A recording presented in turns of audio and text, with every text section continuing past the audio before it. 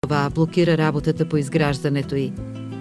Според разчетите на строителите, тя би трябвало да бъде напълно готова чак след 2032 година.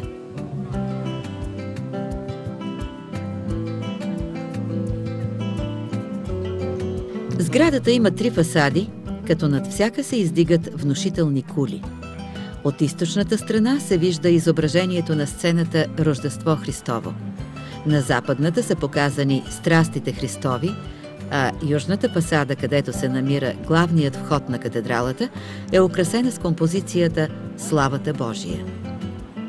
От планираните 18 кули, които представляват най-величествената част на ансамбъла, досега са издигнати едва 8.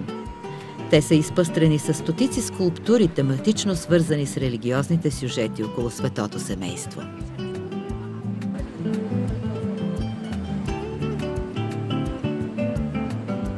Катедралата е изцяло подчинена на убежденията на Гауди, че човекът и природата трябва да са неразривно свързани.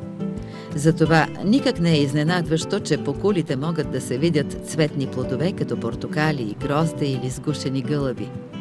Присъствието им внася допълнителна артистична нотка в строгата религиозна същност на Саграда Фамилия.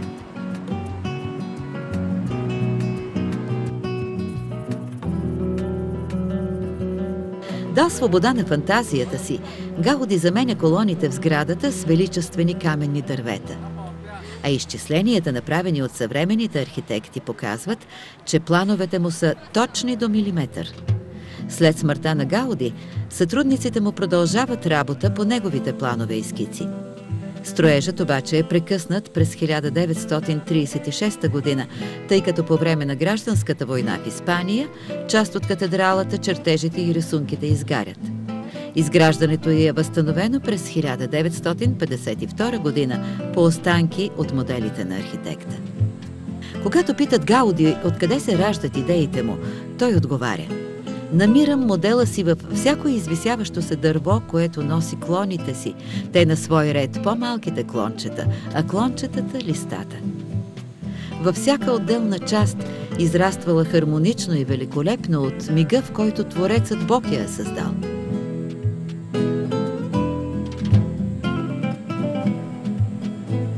Струва си да се разгледа и музеят, който се помещава в катедралата. Там са показани всички етапи от изграждането й, плановете, начертани от самия Гауди, както и някои от експериментите, които той е правил във връзка с проекта си. Така нареченото дърво от турбички е послужило да се определи балансът на част от елементите в катедралата, а някои архитектурни детайли са показани заедно с природните си първообрази, за да обяснят откъде идва вдъхновението на испанския гений.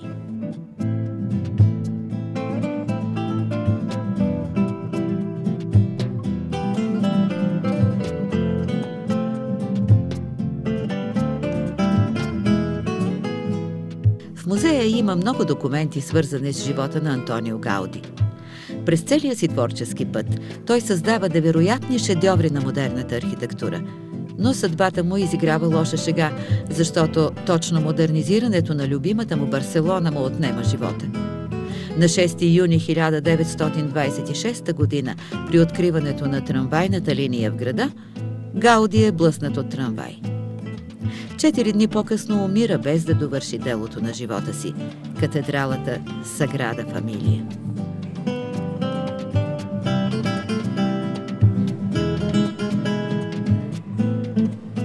Саграда Фамилия може би е най-величественият проект на Антонио Гауди. Но истинският размах на фантазията си той показва на други 3 места – в къщите Батио и Мила и в парка Гюел. Разположени в центъра на града, двете къщи смайват от пръв поглед с оригиналните си фасади. Фасадата на Батио сякаш е отрупана с цветя, а покривът ѝ е като гръб на дракон.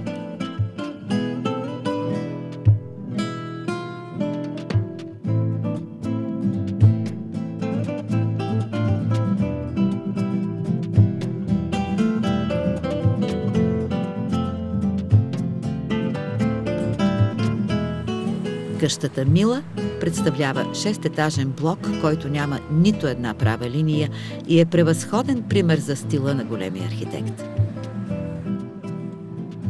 Наричана Ла Педрера, каменоломната заради вида си, тя е неизменна част от туристическите обиколки. Стаите и коридорите й са заоблени, а комините на покрива й са доста впечатляващи. Много често ги оприличават на войници. Ла Педрера е изградена по поръчка на индустриалеца Пере Мила и съпругата му. Те поръчват на Гауди да им построи жилищен дом, но когато виждат резултата, отказват да му платят уговорения хонорар. За тях къщата е ужасна, цялата в извивки, сводове и странни форми. По-късно обаче специалистите я определят като истински шедьовър и тя влиза в списъка на ЮНЕСКО за световно културно наследство. Вътрешните дворове са 3. Един кръгъл и 2 с овална форма, които са характерни елементи за търсенията на Гауди. Неговата цел е била да изпълни помещенията в сградите си с достатъчно количество светлина и свеж въздух. Интериорът също е оформен по проект на Гауди, който е правил оригинални мебели с екзотични форми. В къщата може да се види обзавеждане от началото на 20 век, а различните стаи показват как е преминавало ежедневието на хората тогава. Обиколката минава през хол, кабинет, трапезария, детска стая, сервизни помещения, баня, в които животът сякаш е застинал като за снимка. Това е една от най-любопитните части от обиколката на Ла Педрера.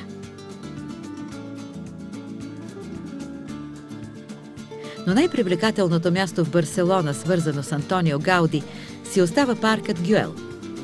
Той носи името на индустриалеца Еузеби Гюел, който се превръща в покровител на младия архитект и му осигурява възможности за творческа работа. Паркът се намира на хълм и изкачването е само по себе си истинско приключение. Улицата, която води нагоре, е почти перпендикулярна. Малко преди достигането на заветната цел са поставени ескалатори, чрез които се изминават още 5 височинни нива. Най-накрая се появява единият от входовете за парка, от който се гмурваш в море от зеленина. Гюел е едновременно ботаническа градина, приютила различни дървесни видове – палми, кактуси и борове, и архитектурен шедьовър с тераси, които се крепят на каменни палмови дървета. Най-популярното място в парка е най-дългата пейка в света, направена от цветни керамични парченца мозайка. Не случайно това се смята за запазена марка на Гауди и Барселона, което обяснява защо всички сувенири имат мозаичен вид. Пейката е любимо място за отмора заради гледката към града, а на терасата млади хора показват улично изкуство. Сред най-атрактивните изяви са големите сапунени мехури, които придобиват различни форми под майсторската ръка на артистите.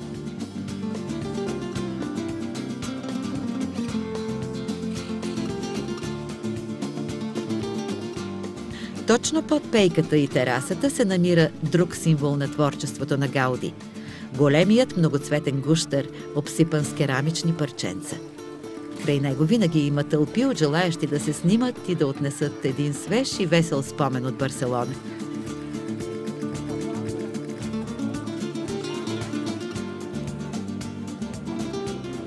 В долния край на мини-каскадата с вода се намира дънер, в който често може да се види скрит гълъб, жива скулптура сред природните форми. Терасовидната структура на парка Гюел позволява между колоните да се оформят своеобразни пещери, които също се ползват от уличните артисти. Когато там се настани африкански музикант със своя духов инструмент, акустиката придава още по-особена атмосфера на мястото.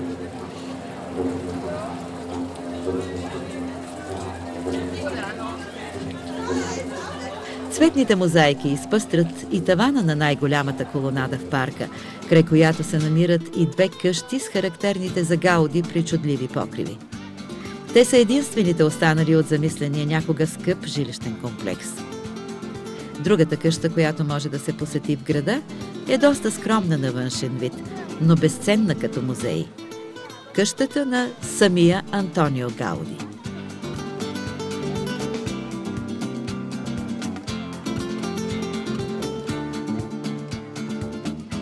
Едва ли приживе големият архитект си е мислил, че някога неговите творчески фантазии ще радват хората от целия свят.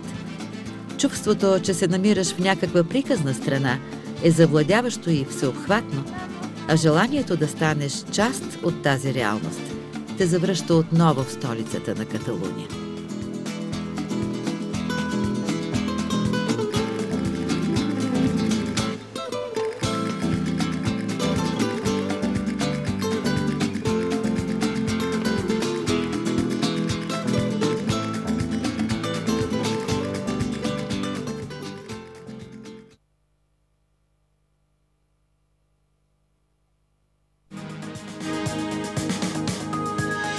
Това е КИС 13.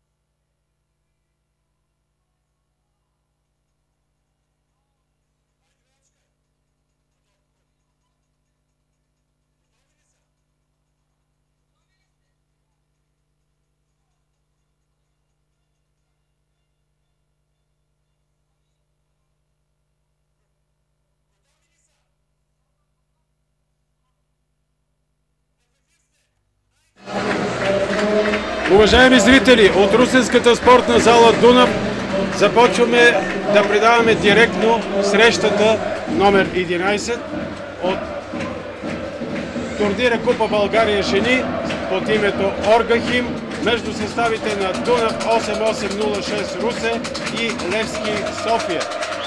Това е втората полуфинална среща. Преди минути завърши първата между съставите на Нефтохимик и Монтана. Нефтохимик се наложи над Монтана, но за това малко по-късно.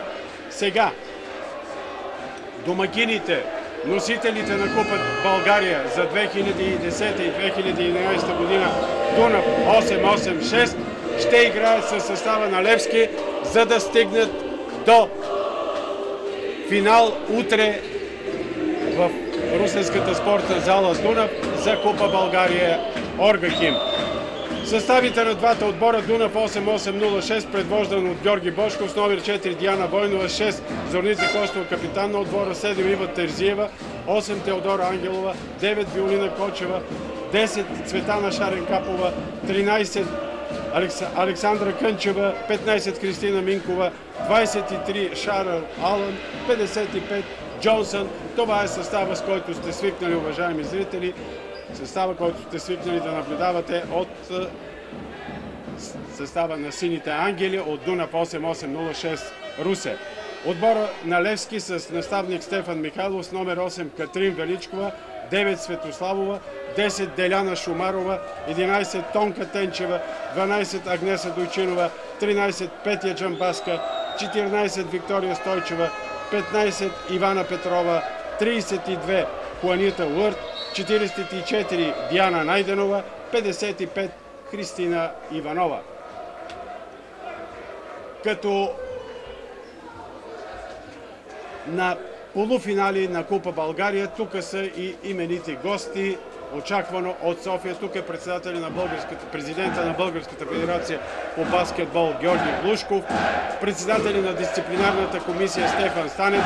Тук е и старши треньора на националния отбор на България жени баскетбол, испанеца Хуан Бусета. Сред зрителите наблюдаваме и много светила от женския баскетбол от недалечното минало. В залата са областния управител на Русе Пламен Стоилов, кмета на Русе Пламен Стоилов, областния управител на област Русе Стефко Бурджиев. Над 1000 са в зала Дунав. Всичко е според очакванията и дано двата състава поднесат по най-добър начин на зрителите своята игра. Съдии на срещата Искрен Манолов с помощници Младен Марков и Венцислав Великов, комисар Веселин Караниколов и съдиите на полуфиналите за Купа България Орга Хим са на възможно най-високото ниво, така че предпоставките да наблюдавате един качествен баскетбол с много интрига от спортно-техническо естество са на лице. Готови са вече да излизат и стартовите шестици. Коментар на тази среща традиционно правим с колегата Илю Драфилов. Здравейте от мен, уважаеми зрители на телевизия КИС 13. За отборът на Дунав 88-06 петицата Георги Бошков ще разчита на Зорница Костова, Александра Кънчева, Христина Минкова, Шарел Алан и Едриен Джонсън. Наставникът на Левски Стефан Михайлов залага на Тонка Тенчева, Агнеса Дойчинова, Петя Джамбаска, Куанита Уорд и Диана Найденова. Ето го началния съдийски сигнал. Започна толкова очакваната среща между съставите на Дунав 8806 и Левски. Топката във владение на домакините. Ще бъде прекъснато за момент двубоя, тъй като феновите така фойерверки свърляха на терена, което предразполага за изключителна емоционална обстановка в зала Дунав, която се очаква от много време.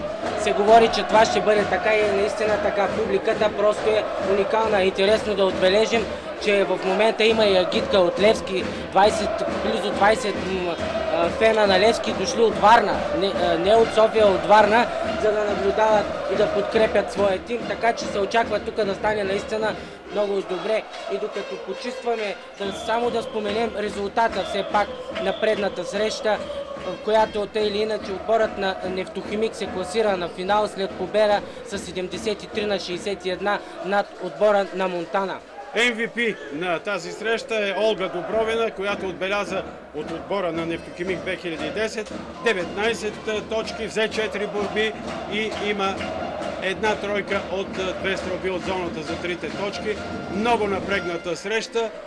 Още не е започнала срещата, е прекалено напрегнато тук в зала Дунав по време на тази среща. Какво ли ни очаква утре в финалния матч, но това ще го разберем след 20 и няколко часа. А сега да се насочим всеки момент. Момичетата ще изчистят площадката на зала Дунав и матчът ще бъде подновен с топка на отборът на Дунав. Да припомним, че Едриен Джонсън, AJ, успя да спечели първата битка в началото на срещата. Петициите са основни, такива каквито сме свикнали да извеждат двамата наставници, Георги Бошков на Дунав 8806 и Стефан Михайлов на Левски. Ето вече в владение Едриен Джонсън, AG, както е позната, Шарел Алън. Не успя Шарел Алън. Контратака. Тонка Тенчева, Агнеса Дойчинова. И първа точка, първи 2 точки за отбора на Дунав отбеляза ги Диана Найденова. Диана Найденова, бившата капитанка на Дунав, бележи за отборът на Левски и дава резултат 2-0 за Левски. Диана Найденова след асистенция на Уърд, сега стрелба на Зорница Костова в ответ от зоната на 3 точки. Ето го момента, в който домакините повеждат с 3-2. Уърд се опита да стреля несполучливо. Уърд продължава атаката си. Осъдено е нарушение на Христина Минкова срещу Уърд. Христина Минкова наруши правилата и Уърд е на линията за изпълнение на наказателни удари. 2.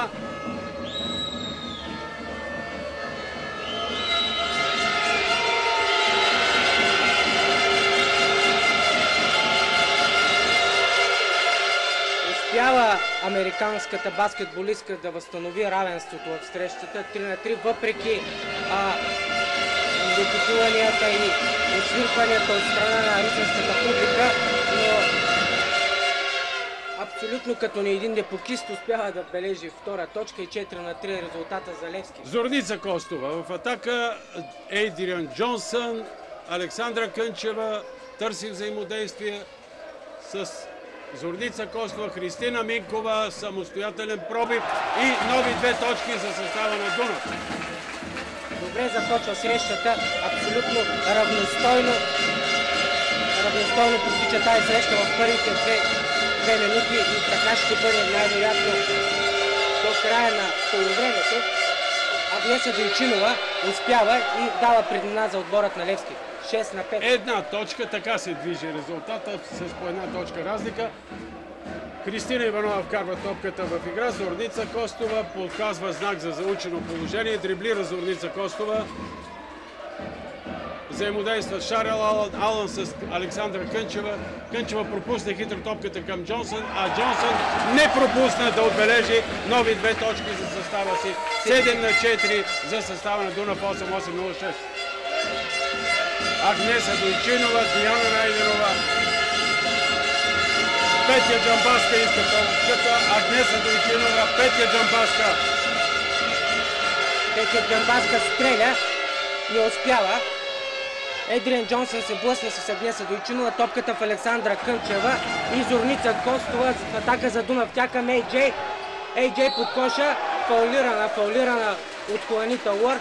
Хуанита Уърт нарушава правилата. Не беше чиста борбата на Уърт, нещо като че реагира, но не разбира защо реагира. Първия си фаул за тази среща. Джонсън на линията за изпълнение на наказателни удари. 2. При резултат 7-4 за нейния отбор, Дунав 8-0-6. Първо попадение, 8-4 резултата вече за домакините от Дунав 8-8-0-6. Ето и 9-та точка. 2 точки, първи 2 точки за Ейдриан Джонсън. Петя Джамбаска за състава на Левски. Диана Найденова. Срещу нея Шарел Алън. Хуанита Уърт иска топката, получава Александра Кънчева пречи, тя обаче успява да подаде към Агнеса Дойчинова и Дойчинова 7 секунди преди края на атаката успява да отбележи 6-та точка за Левски. Сега отново Зорница Костова взаимодейства с Ейдриан Джонсън. Джонсън успя през блокадата на 2 състезателки на Левски да побие. Тенчева и Агнеса Дойчинова да бележи 11-та точка. Диана Найденова отбеляза чудесно попадение, въпреки че беше пазена в някаква степен от Минкова. Отново Зорница Костова, Христина Минкова самостоятелен пробив, неуспешен, завършваща фаза. Дойчинова, Диана Найденова. Която отбеляза 4 точки от началото на среща, 50% от точковия актив на отбора на Левски. Диана Найденова. Агнеса Дойчинова пречи, продължава Диана към Тонка Тенчева. Христина Минкова успява. Отнета беше топката на Тонка Тенчева. Христина Минкова отново самостоятелен пробив, отново бележи 2 точки. Добри минути, добри първи 3 минути и 30 секунди от началото на срещата. Христина Минкова, която феновете определиха за баскетболистка номер 1 на 2011 година на България, се справя доста добре в началото на срещата. При резултат 13-8 за Дунав. Петя Джамбаска, Тонка Тенчева, Диана Найденова. Не успява Диана Найденова. Там Христина Минкова и Агнеса Дойчинова скачат. В крайна сметка топката е в полза на тимът на Левски. 13-8 е резултата за отборът на Дунав. Агнеса Дойчинова стреля неуспешно. Диана Найденова под коша успява да открадне топката и към Джамбаска отново Найденова.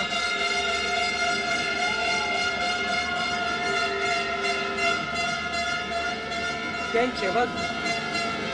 Диана Найденова стреля от зоната за 3 точки, но удря в... От Христина Минкова, Зорница Костова. Минкова потърси Джонсън, пресечен пас от Диана Найденова. Диана Найденова дриблира и на... Добра топка за Петя Джамбаска и добро попадение за Петя. 13-11 е резултата. 5 минути преди края на първата част Зорница Костова. Ейдриан Джонсън опита се да открадне Тонка Тенчева, не успя. Александра Кънчева Минкова стреля от зоната на трите точки успешно. Успешна стрелба от трите точки на Христина Минкова и Петя Джамбаска вече в акция. Публиката е в екстаз. Русинската публика в екстаз не спира да... Диана Найденова, Тонка Тенчева, самостоятелен пробив, не играе с взаимодействие с Агнеса Дойчинова. Добре опази Христина Минкова. Шерел Алан, която... Шерел Алан, която в началото на срещата като че ли се крие, успя да открадне топката, но бе фаулирана. И то от Диана Найденова. Добро впечатление направи, че Диана се извини. Все още са във фаза или да се извиняват. Не знам какво ще бъде до края. Прекалено рано е да се държат грубо една към друга състезателките, но Александра Кънчева към Зори Костова. Преса от страна Диана Найденова в центъра. Христина Иванова междувременно е в игра с номер 55 за състава на Левски. Шерел Алан, за която преди малко говорихме, успя със самостоятелен пробив да направи това, което се очаква. В акция. Не успя. Шерел Алан. Влиза в ритъм американската баскетбол. Добре пропусната топка към Ейдриан Джонсън, но отново нещо не беше концентрирана Ейдриан Джонсън. Петя Джамбаска, самостоятелен пробив през цялото поле, не успя, там се бори Христина Минкова. Оценено е нарушение според мен.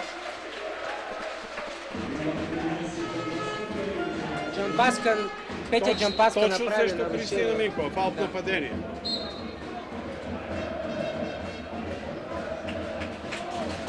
Теодора Ангелова влиза в игра на място на Шерел Алан. Зорница Костова ще кара топката в игра, вероятно след взаимодействие с Теодора Ангелова. 18 на 11, 4 минути преди края на първата част. Теодора Ангелова затворена, но успя да подава Зорница Костова. Срещу нея Диана Найденова, заслон страна Минкова. Изстреля Зори Костова, но в ринга. Там е Ей-Джей, която успява да се прибори и да отбележи 20-та точка. 20 на 11 И сега Диана Найденова. Опитната състезателка, позната ви. Продължава Диана Найденова да дриблира. Изтича времето за атака. Само 6 секунди. Уър беше блокирана. Зорница Костова. Зори Костова блокира Уъртъма с цената на нарушение и американската баскетболистка ще изпълни втори фаул. 1000 и повече зрители в русинската зала Дунав се вълнуват, особено когато отсъжданията са срещу състава на Дунав 8806. Да се надяваме, че съдиите, които казахме вече, че са от най-доброто ниво в българския женски баскетбол, българския баскетбол всъщност, ще си свършат безпристрастно работата и няма да остават съмнения. Веселин Караниколов, който е човека, който отговаря за съдиите, тук ги следи зорко, едва ли ще допуснат пред него да се излъжат. Междувременно 13-та точка отбеляза номер 13 Петя Джамбаска за Левски и 20 на 13 за отбора на Дунав 88-06. Не си спомням Илю Христина Иванова с 55, залага на нея Михайлов. Да, той залага на нея и в срещите, трите срещи тук, т.е. две тук. Обикновено по-късно е пуска, сега ми направи впечатление, тактика някаква. Джонсън, като газела скочи, на път беше да постигне това, което Илю Драпилов желая да забие. Едва ли ще станем свидетели на такова чудо, така или иначе. Примирили сме се с този факт, че трудно може да се случи това нещо. Да, говорихме за височината, на която е ринга, коша и така нататък. Диана Найденова вкарва топката в игра за отбора на Левски, Христина Иванова, Тонка Тенчева, Христина Минкова, Христина Иванова, опазена от Христина Минкова. Именно Александра Кънчева в атака, срещу нея Христина Иванова, подава на Ей-Джей, Ей-Джей стреля и бележи. 22 на 13. Джонсън с добри прояви до този момент. В интерес на истината, на вчера пресконференцията Георги Бошков сподели, че ще предложи на Бусета, Посе Мария Бусета, евентуално AJ в националния отбор, да попадне в националния отбор, а той е тук в момента испанския селекционер националния отбор и много добре вижда какво прави нашата баскетболистка. Видя се какво прави и Тонка Тенчева, за която пък нейният треньор Стефан Михайлов пледираше, че има място в националния отбор. Да, вчера, между другото, вчера зачекнахме темата именно за националния отбор, тъй като тази година играят, предстоят квалификации и повечето и четиримата треньори на баскетболните отбори тук споделиха, че не се викат тези състезателки, които заслужават да играят. Аз споделям това мнение, защото е казано от специалисти, защото и моите виждания са такива. Шара Лала не успя, Петя Джамбаска. Агнеса Дойчинова. Диана Найденова. Диана Найденова към Петя Джамбаска. Отново Агнеса Дойчинова и под коша с лекота. Александра Кънчева не успя да попречи. Сега отново Зорница Костова по крилото, дясното. Кристина Минкова, самостоятелен пробив. Неуспешен. Добро, желанието беше добро, но опитът не е толкова. Сега Уърт, на чийто път беше Теодора Ангелова. Нарушение на Теодора Ангелова. 1 минута и 25 секунди преди края на първата част. Уважаеми зрители на телевизия КИС 13, отборът на Дунав 8806 води с 22 на 15 на своя опонент във втория полуфинал, отборът на Левски. Както е известно, Петя Джамбаска потърси Диана Найденова, пресечен пас от Шара Лалан. Зорница Костова стигна до топката. Удобна топка, да, за Теодора в взаимодействие с Шара Лалан. Като по учебник. 9 точки преднина, минута преди края на първата четвърт. 9 точки преднина за отбора на Дунав. 8-8-0-6. Петя Джамбаска.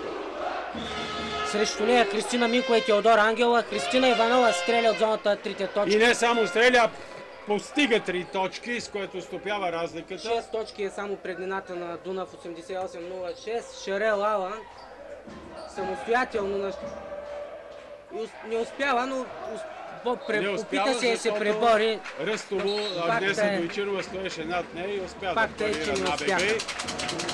Много здрава битка, в която добро лице показват и двата състава. Не го говоря като ефтин комплимент. За Дунав 8806 не се и съмняваме, но и отбора на Левски е с един малко по-различен облик спрямо последната среща, която гледахме тук. Отборът на Левски, да, за това ще говорим след 10 на секунди, след края на първата част. Диана Найденова задържа и край на първата част. 24 на 18. Фиксираме 6 точки преднина за отборът на Дунав 88-06 във втория полуфинал от турнира за Купата на България. Да припомним, че вече е ясен първият финалист. Това е тимът на Нефтохимик, който надигра с 73 на 61 тимът на Монтана. Нефтохимик изигра една много трудна среща. Уважаеми зрители, имаше на два пъти равенство в резултата, на два пъти точката беше само една точка преднина за Нефтохимик, но към края попрегоряха момичетата на Славко Димитров от Монтана 2003 и Нефтохимик резонно взе с 8 точки преднина тази среща и почват да се услушват и за купата. Опитни, преди малко разговарях с Петко Маринов и коментарът беше такъв вчера. Той отговори, че за първи път от колко години се спомня, от 20 години там, колко години е треньор на женски отбор, за първи път неговият тим е без някаква цел. Едва ли не дигнал бялото знаме, но преди малко заяви, че друг път повече няма да говори такива неща, защото да не си помислят, че лъжи или си измисля. Но е факт, че неговият тим е най-младия, най-ниският по ръстово отбор, а преди малко дори единстокласничка влезе на терена. Даже го попитахме Ана Соколан след първите си 3 нарушения за кратък период при влизането си в игра, не се ли е притеснил? Вика, да, наистина се притесних, защото много ученички стоят на моята Аз не скамейка. съм чул го Петко, не съм съвсем съгласен с него, тъй като мисля, че той има малко преднина в подготовката на своя състав, малко преднина пред Георги Бошков, който по-скоро работи в сравнение с Петко Димитров с тези момичета. Петко Маринов, извинете. Друг е въпросът, че Петко Маринов беше разочарован от Дорогобузова, която сме свикнали да виждаме. Но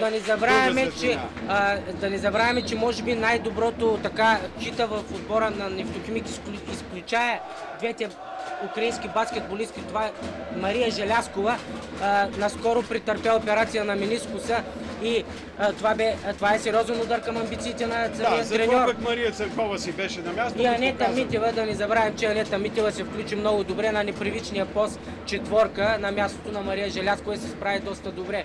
Но да се върнем към втора матча. Четвърта среща Дунав 8-8-06, Левски, матч номер 11 от турнира за Купа България Орга Хим.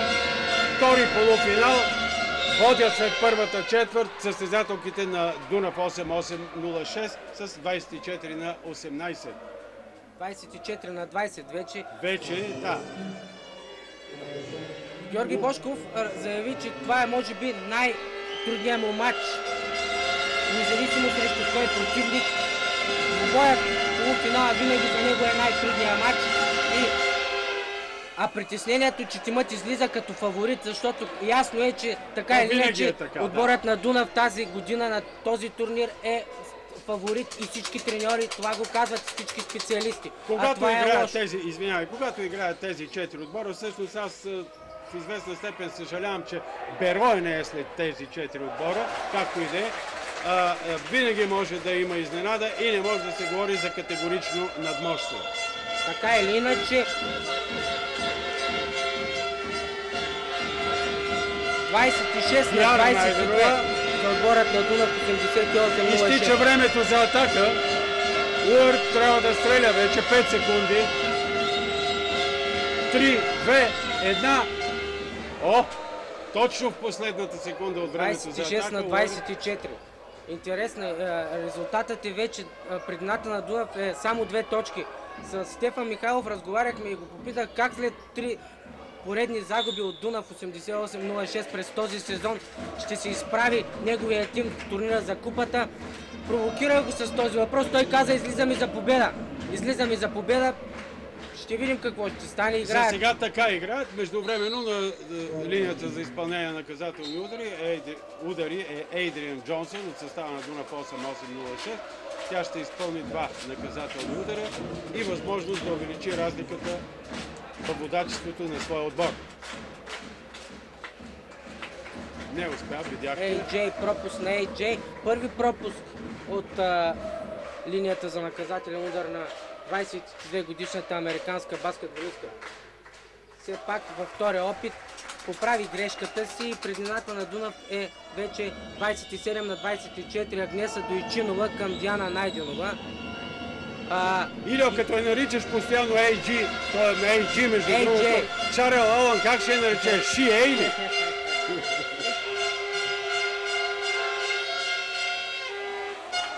Ето е AG в атака. Ами наслада е да се наблюдава тази баскетболистка. Христина Иванова не успя от състава на Левски. Междувременно Ива Терзиева е на терена за Дунав 88-06. Тя замени Александра Кънчева в състава на Дунав. Така ще бъде, ще ги върти Бошков, за да успее да изведе отбора си като победител в тази среща.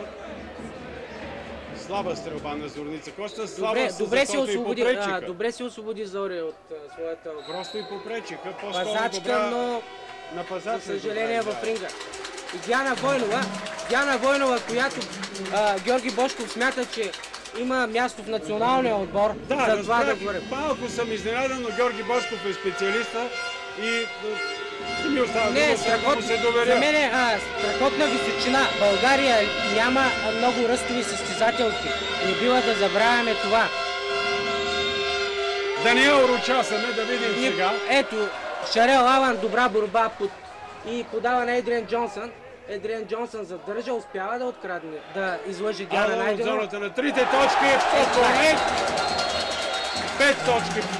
Извинете, 8 точки преди нас за състава на Дунав 8-8-0-6. И Стефан Михайлов поиска Стефан Михайлов прекъсване. естествено поиска 8 тайм-аут. точки.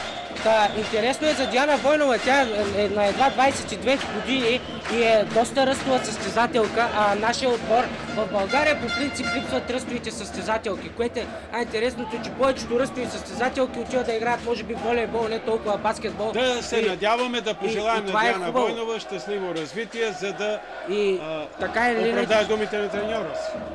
това са дори за Зорница Костова, така смята, че трябва да бъде в националния отбор, което е вярно. Така или иначе предстоят сериозни Не я квалификации. споменаха, не знам защо. Сериозни Както и да е. квалификации, напротив, сериозни квалификации предстоят тимът на Испания. Говоря за мненията на четиримата треньори, за това, че Стефан Михайлов е забелязал Теодора Ангелова като потенциал за националния отбор. Теодора Ангелова от Дунав 8-8-0-6. Пък не е забелязал Зорница Костова, но Всеки гледа от различни... това му е мнение. Не, аз се досещам за какво става дума. Даже успях да попитам майка и на Теодора, която е пристигнала специално да я наблюдава, дали няма стига се ставиш шурбаджанащина. някакво желание Стефан да я привлече в Левски. Но Не сериозно това. По принцип, това в бъдеще, в настоящия момент Теодора в крайна сметка националния отбор трябва да играят най-добрите национални състезателки. Не, аз говорих за евентуални апетити на Стефан Михайлов да привлече Теодора в Левски. Както и да е. А днес Има дойчи. договорни отношения, така или иначе не бива се месим. Диана Найденова. Агнеса Дойчинова с добри прояви за състава на Левски в този матч и ми напомня как игра Димана Макариева в предния матч. Диана Найденова, Лурд, Планица. В предния матч това бяха Димана Макариева и Наталия Топалова. Жалко, че Наталия изгоря за 5 лични нарушения. Напускането на Наталия Топалова реши матча. Така или иначе това е... Нека да го кажем и така. И за първи път отборът на Монтана игра с Ковано. Това е сподели Славко Димитров. Беше доста угрижен и така тъжен след матча. Диана Найденова. Уърт иска топката, получава я. Уърт пропусна. Сега вече отново Диана Найденова. Петя Джамбаска, Агнеса Дойчинова с завъртане. Прави това, за което я похвалихме преди малко. Сърцато и ефективно играла. Така добра. Наблюдаваме добър матч в зала Дунав. Времето го показва, то така изтича, че 6 минути до края на полувремето. Страхотна атмосфера. 4 точки преди нас за подкрепя. Дунав 8-8-0-6. Георги Бошков поиска прекъсване. Поиска прекъсване, защото припламнаха там някакви искри и вероятно иска да внесе успокоение в отбора. Славко Димитров въпреки всичко каза, че утре излиза ще се опита да мотивира своите баскетболистки, за да излезат утре за победа, така или иначе. Ако играе срещу състава на Левски, което предполагам, че ще се случи, мисля, че е шанса на страната на Монтана. Интересно е да коментираме, че това Славко Димитров Монтана има тренерски щаб 4 купи на България, така или иначе. Но тази година няма да има шанс той да играе на полуфинал, ще играе в малкия финал срещу един от тези два отбора, които наблюдаваме. Това е. Интересно е да добавим, че за първи последните години домакин не е печелил турнира за Купата на България. Дали не е време, колега Нетков? Надявам се. Да се промени. Да се промени това нещо. До момента. Да припомним, че последните 2 години това е тимът на Дунав 88-06, а преди това Монтана 2009, по-рано Лукойл, ЦСК, така или иначе. Това са отбора, който вече го няма, за съжаление. Това е лошо да няма отбор с марката ЦСК в родното първенство. Жалко. Да припомним, че за втори път тук в последните 10 години се играе турнир финален за Купа България в Русе. предния път, когато се игра, Дунав не играеше, не участваше в играта. Тогава играха, ако си спомняш, и мъжкия турнир Купа точно България така. финален, и женския Купа България. По Трифон за Резан беше, ние сме говорили за грамотевици, светкавици и така нататък. Не, че сега времето е по-добро. Сега Свети Валентин няма по-хубаво в уикенда преди Свети Валентин. Целият женски елит на България баскетболен Ами да видим, символиката е хубава. Които освен майсторски изпълнения и показват грациозност и чаровност от страна на Ами излъчването. хубави момичета, хубави Това момичета. Няма по-хубаво това за Свети Валентин. Диана Войнова. Добре се бори. Зорница Навечерие. Костова от зоната от трите точки. Ето го.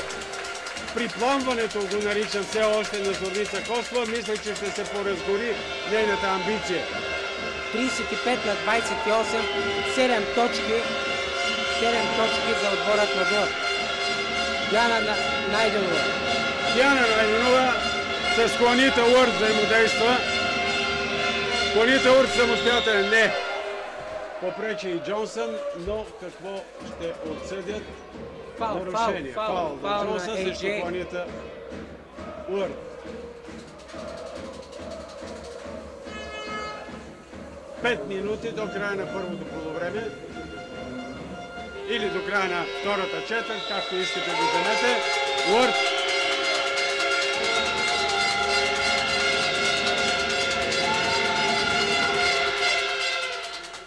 Не бърка Уърт. Кланита Уърт. Стопява разликата до 6 точки. Преднина за Дунав 8-8-0-6.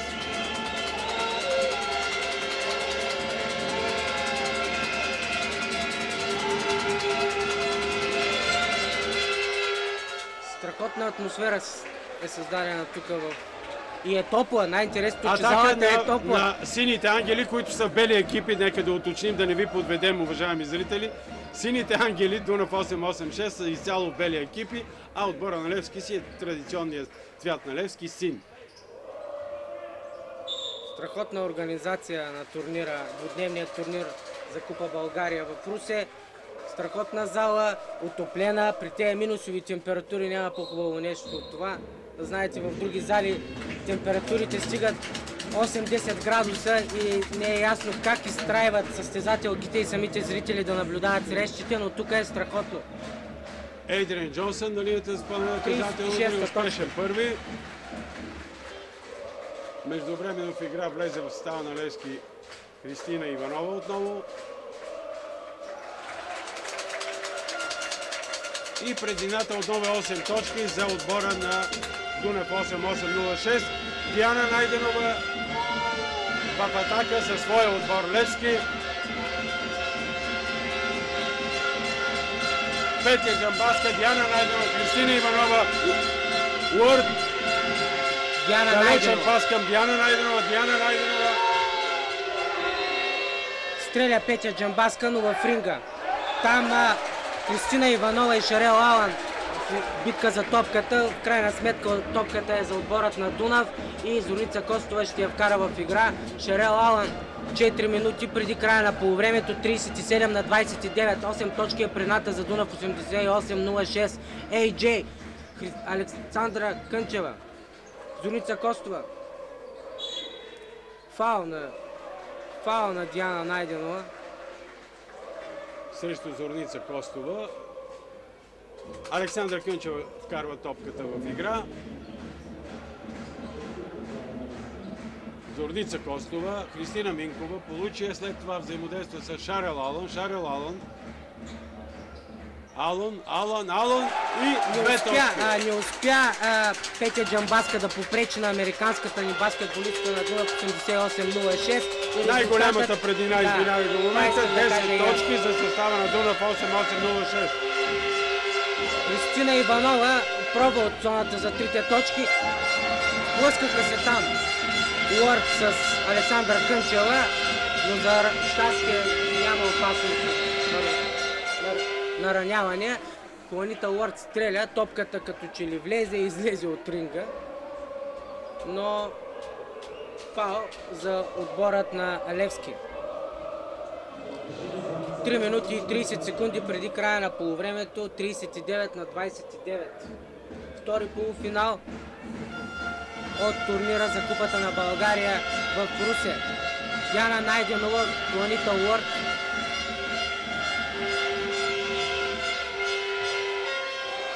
Пресечен пас от Шарел По-скоро Алън, самостоятелно лош пас на Диана изнася Найденова. топката към коша на Левски. Шарел, Това, което нови две направи, точки. Още повече напътна разликата, 12 точки. Стефан Михайлов иска тайм-аут, техническо прекъсване. грешен Има пас гол. на Диана Найденова. Опита се тя направи така хубаво отиграване, но подаде топката на Шерел Алън и Шерел направи страхотно отиграване. И така или иначе 11 точки е вече. Добър показател за играта са малкия брой лични нарушения. Хвърлям око към таблото, особено домакините, които имат 4. Само една от състезателките е с 2. Общо взето това също има значение да се изтъкне, тъй като говори за... Така или иначе не е чак толкова равностоен от матча, че за да има така повече лични нарушения, според мене. Но Или по-скоро е достатъчно равностоен от към спортно-техническа нагласа и изява на състезателките, за да не си търсят решение на проблема, т.е. на изхода на двубоя с други средства, освен с чисто спортно-технически.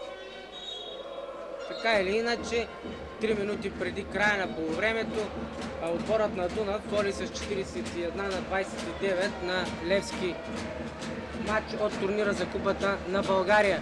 За Левски Петя Джамбаска, Диана Найденова, Планита Уорд, Агнеса Дойчинова и Тонка Тенчева. За Дунав Едриан Джонсън, Зорница Костова, Шерел Алън, Христина Минкова и Александра Кънчева. Това е всъщност е петицата, която популярните започна. петиции, да. Треньорите върнаха съставите си в първоначалния си вариант. Петя Джамбаска, Планита Уорд. Уърд! Неуспех за Тонка Тенчева. Тонка Тенчева много е похвали треньора. Страшен шум. Добре, че няма вувузели. Не оправдава до този момент доверието, както и да е. Проблемите са си на Тонка Тенчева и евентуално на треньора и Стефан Михайлов. 2 минути и 30 секунди до края на среща. До края на първото полувреме, извинете, не успял Уърд от състава на Левски. Зорница Костова по десния фланг изнася топката. Вече е в Джонсън. Нови 2 точки. И фал, и фал. Точка и фал за Дунав. Не. На 16 точки преднина до този момент за състава на Дунав. 8-8-0-6 и нещата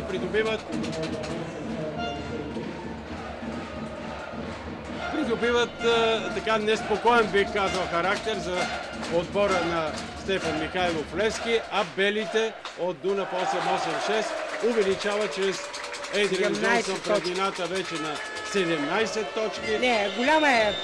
Преднината е доста голяма, класата е доста голяма. Няма да се очудя.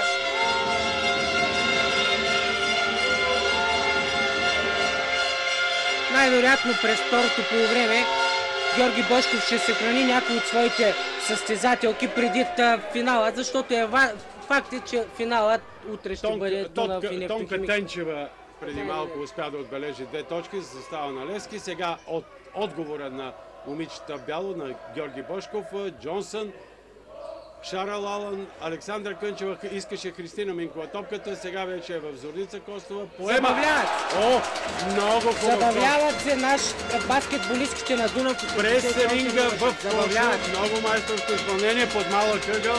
Отлична проява на Зорница Костова, капитанска изява. 1 минута и 23 секунди до края на първото полувреме. 17 точки преднина за отбора на Дунав 8-8-0-6. Голяма е разлика. Въпросът е с тези момичета ли, с тази стартова петица ли ще продължи Георги Бошков или ще има момент Най-вероятно той ще да даде вкара и почивка. други момичета в игра. Ето Всеки виждаме, че момент се очаква да се появи. Теодора Ангелова чака смяна. Христина Иванова. Петя Джамбаска, Христина Иванова. Диана Найденова. Тонка Тенчева. Диана Найденова, самостоятелен пробив, не успя с куката. 50 секунди преди края на срещата на Минкова първата част, Христина. разбира се. добре взаимодействаха, като че ли прекалява да търсят Джонсън. Беше невъзможно да застреля Джонсън. Все пак успя да запази топката във владение за отбора си. Отново Джонсън. Джонсън, крачки. Крачки на Джонсън. 48 на 31, 40 секунди преди края на полувремето. Теодора Ангелова ще замени Шарел Алън. Да, това, за което споменах, намекнах или както искате го приемайте, уважаеми зрители, Георги Божков започва лекичко, внимателно да съхранява основните си сили. А Шарел Алън е една от тях. Уър не успя. Кънчева. Александра Кънчева, топка за Зорница Костова, отново по десния фланг дриблира. Христина Минкова, топка за Джонсън. Не се разбраха Минкова. Може би трябваше Минкова да стреля. Ето го ответа моменталния. Добър пас към Хуанита Уорд и точка за и Левски. Хуанита Уорд не бърка. Според мен Христина Минкова преди малко трябваше да поема отговорност да стреля. Не съм треньор, да задълбавам в нещата, а може би точно за това сега е 15 точки е преднината, 12 секунди преди края на първото полувреме. Тя преднината е добра, но още по-добре е да е по-голяма. Да е 20 точки най-малко. Това по принцип пък не е добре за родния баскетбол, за това, което говорим, което искаме да видим. Тук публиката в момента се радват на своя тим, който е лидер в първенството, той е фаворит за титулата, носител, но това не помага, защото пак говорим, квалификациите чукат на вратата след 5-6 месеца, май месеца, не 5-6 месеца, май месеца квалификациите, така или иначе факт е... Но така или иначе тия момичета не играят, или поне за сега не се знае дали ще ги викне Бусета, който е тук. другия проблем, това е другия може би проблем. Хосе Бусета, който е тук, старши треньор на националния отбор жени. Може би трябва точно за това и след този да си промени приоритетите, защото няма нужда от такива викания на баскетболистки, които играят в долните дивизии, дори и в чужбина, ама играла в Испания, играла в Италия. Ама къде е в Испания, къде е в Италия? Което е странното, това пречи на... прочее. Абсолютно сте прав, колега Нетков. Това е пречи на родния баскетбол. Какво правим сега? 5 месеца почивка между първенствата. Това също е проблем. Форсира се първенството. За те или иначе няма баскетболисти, 10 секунди преди края на първото полувреме. Шарел Алън е с топката. Времето за атака изтича. Последни 2 секунди. Крачки на Зорница. Не е съгласна Зори за решението на съдията, не знам доколко беше прав съдията. Минута и 2 секунди до края. 2 секунди до края на първото полувреме. 48 на 33.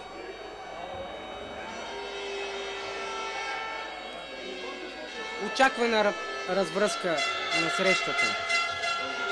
Диана Войнова ще се появи в игра. Смяна.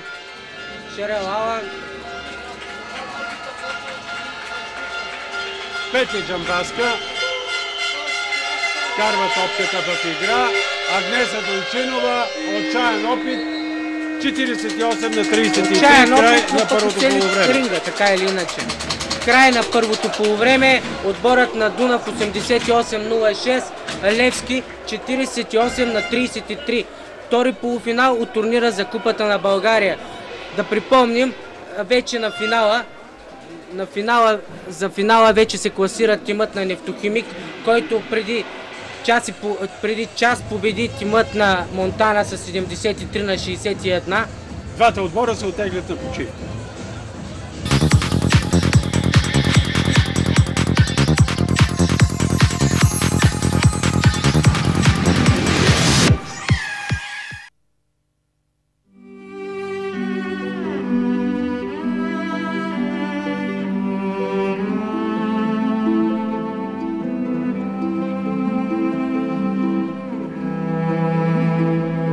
Приключението Генуа си струва да бъде изживяно от всеки, който иска да надникне извън традиционната класическа Италия. Не, че градът няма исторически забележителности, но самото му местоположение и функциите на пристанище го превръщат в нещо по-различно. Хората на морето търсят своето спокойно кътче твърда земя сред множеството от шумни и любопитни туристи.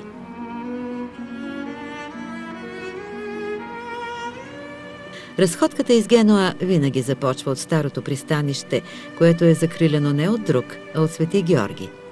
Образът му с копието и змея не се различава по нищо от добре познатото ни представяне на победоносеца, наричан на Апенините Сан Джорджо. Сградата на пристанищната администрация е наистина впечатляваща, тъй като е добре реставрирана и поддържана. Някога там е имало дворец, а по-късно и тъмница. Един от най-прочутите затворници е бил Марко Поло, хвърлен зад решетките по време на войната между републиките Венеция и Генуа. Докато е под ключ, пътешественикът решава да опише приключенията си из изтока в книгата «Милион». Старинният център привлича погледа с красивия площад Ферара и фонтана, около който се намират редица обществени сгради, банки, както и офисите на най-големите корабни компании.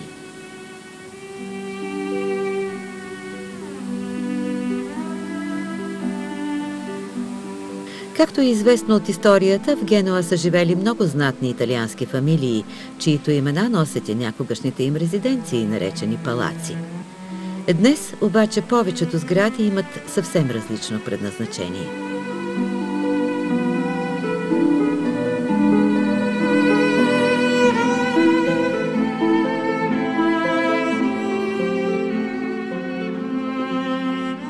В непосредствена близост до фонтана се издига най-известната катедрала на Генуа – Сан Лоренцо. Построена през 12 век от бял и черен мрамор, тя се гордее с забележителната си фасада. Макар за официална рождена дата на катедралата да се смята 1118 година, според легендата тя е създадена още през 3 век от самия свети Лаврентий, когото италианците наричат Сан Лоренцо.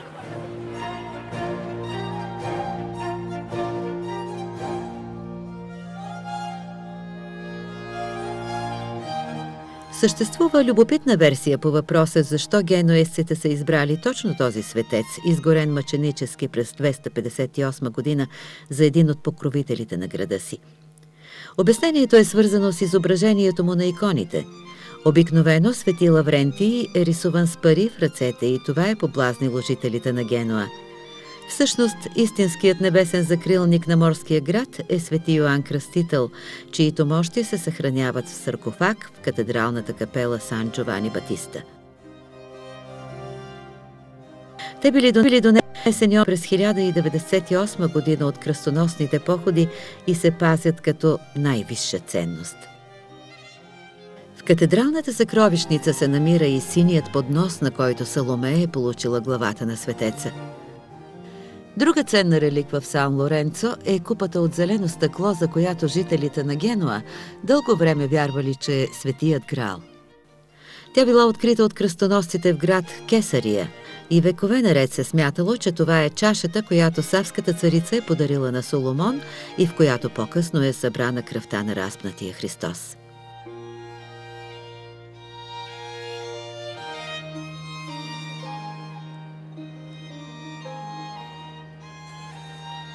Генуа е място на невероятни контрасти и е пълна с изненади.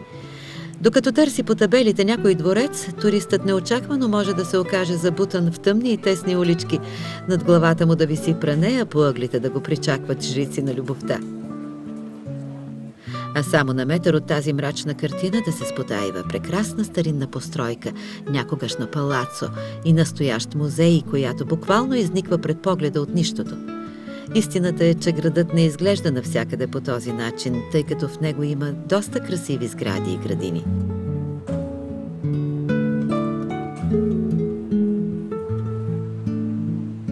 Морето и Генуа са неразривно свързани помежду си и крайбрежната алея някак естествено отвежда до морския музей, който предлага незабравими преживявания за малки и големи.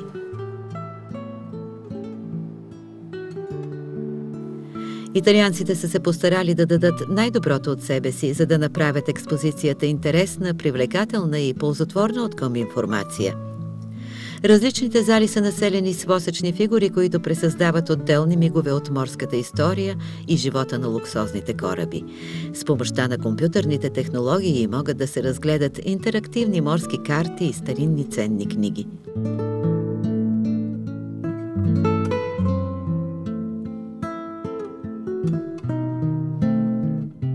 Морските емоции не свършват до тук, тъй като на 2 крачки от музея се намира друга вълнуваща атракция – моделът на галеона Нептун, използван в известния филм на Роман Полански «Пирати».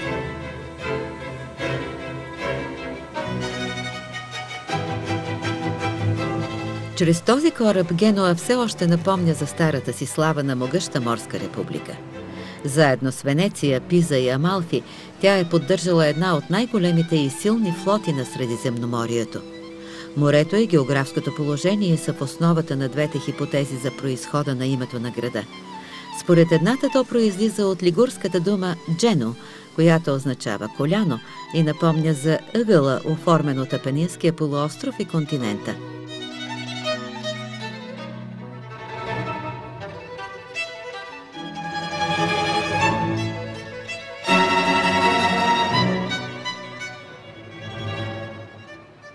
Втората хипотеза е свързана с латинската дума «женуа», която значи «врата».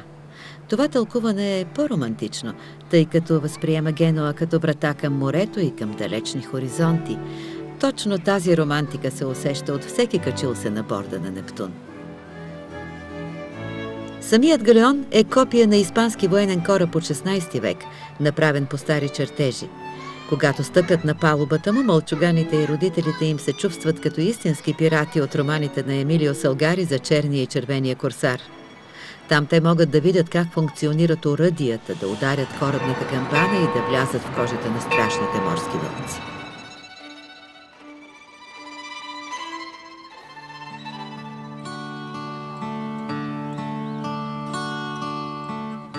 И още малко морски преживявания. Този път в аквариума на Генуа, смятан за най-големия в Европа. Тук забравяш за сухоземния свят, за да потънеш в красотата на морето и океана.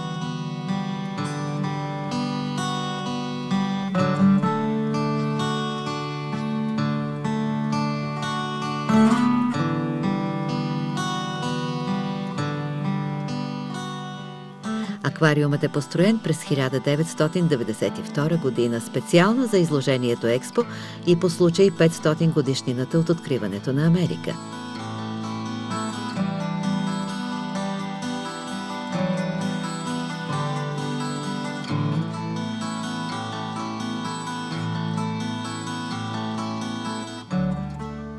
Интересно оформеният маршрут из огромното пространство минава през тематично обособени зали, където съжителстват риби, корали, медузи, костенурки, крокодили от всички географски ширини.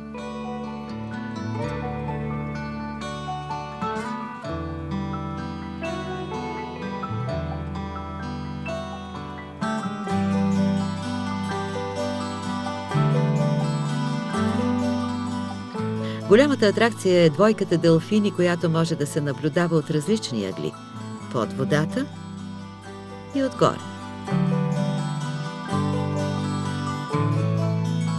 Делфините и огромните водни костенурки радват най-много децата, за които посещението в аквариума е незабравимо приключение. Има дори и пингвини, които предизвикват усмивки с клатещата си походка.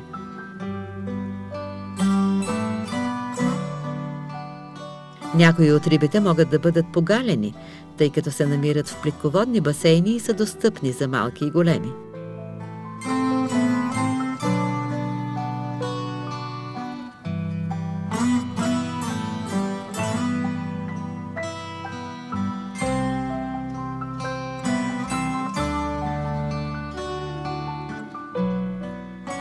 Не случайно посетителите надхвърлят 1 200 000 годишно. В аквариума има около 600 вида животни, повече от 6000 екземпляра риби, земноводни, млекопитаещи, безгръбначни.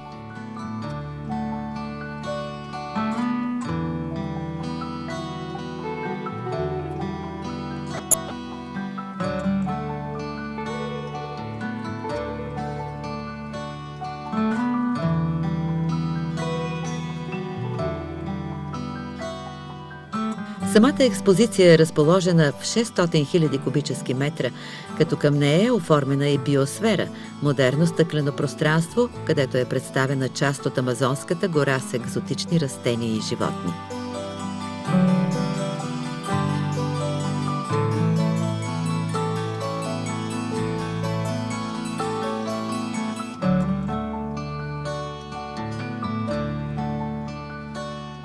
Пристанището на Генуа е изключително гостоприемно към всеки посетител.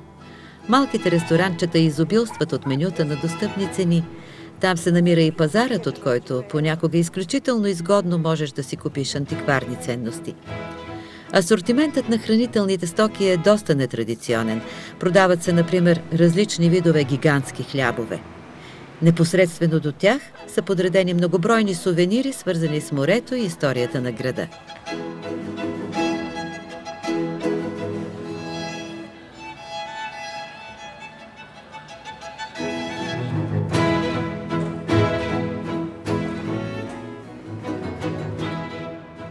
Генуа е град, който е дал на света доста велики личности. Посетителите на Палацо Турси ще се докоснат до една изключителна ценност на световното културно наследство – цигулката на родения в Генуа Николо Паганини. Единственият българин свирил някога на нея е покойният виртуоз Емил Камиларов.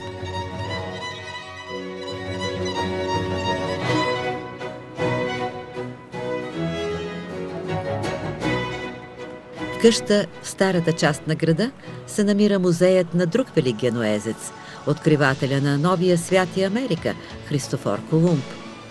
Всъщност, от дома на мореплавателя са запазени само части, малка двуетажна постройка и колонада, където вероятно е имало градина. В музея са експонирани основно документи и репродукции, свързани с живота и делото на Колумб.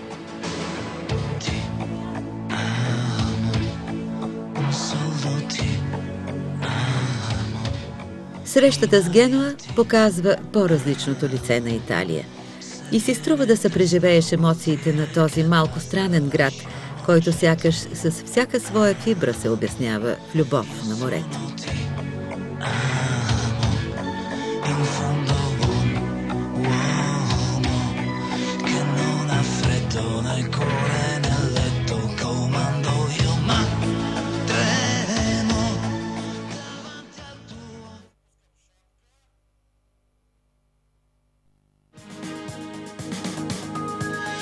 Това е KISS 13.